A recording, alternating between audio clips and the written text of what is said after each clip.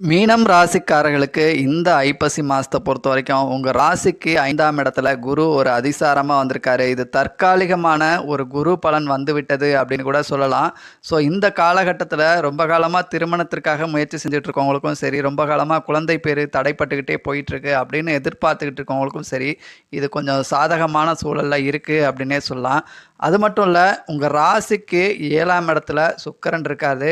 So இதுவும் கொஞ்சம் திருமணத்திற்கும் குழந்தை பாக்கியத்திற்கும் ஒரு சாதகமான சூழலில் இருக்குது அப்படின்னு சொல்லலாம். உங்கள் ராசிக்கு 8ஆம் இடத்துல சூரியன், புதன் இத்தனை கிரகங்கள் இருக்கிறது அப்படின்றதுனால உடல் ஒரு உஷ்ண ரீதியான தொந்தரவுகளை சந்திக்கிறதுக்கு வாய்ப்புகள் இருக்குது. உங்கள் ராசிக்கு விரயஸ்தானத்தில் சனி ஒரு வக்ரகதியில் ராகுவோட சேர்ந்திருக்கிறது காரணத்தினால குடும்பத்திற்காக ஒரு சின்னதாக ஒரு மருத்துவ செலவுகளுக்கோ அல்லது ஒரு சுப விரயங்களுக்கோ வாய்ப்புகள் இருக்குது அப்படின்னு சொல்லலாம். உங்கள் தொழிலை பொறுத்த வரைக்கும் உங்கள் ராசிக்கு 10ஆம் இடத்ததிபதியான குரு உங்கள் ராசிக்கு 5ஆம் இடத்துலேருந்து லாபஸ்தானத்தை பார்க்கக்கூடிய காரணத்தினால உடல் உழைப்பு அப்படின்றத காட்டிலும் உங்கள் அறிவை பயன்படுத்தி நல்ல லாபத்தையும் ஆதாயத்தையும் பெறுவீங்க அப்படின்னு சொல்லலாம். ஸோ மேலும் விவரங்களுக்கு ஆஸ்ட்ரோ ஆதிரன் சேனலை சப்ஸ்கிரைப் பண்ணுங்கள், லைக் பண்ணுங்கள் நண்பர்களே.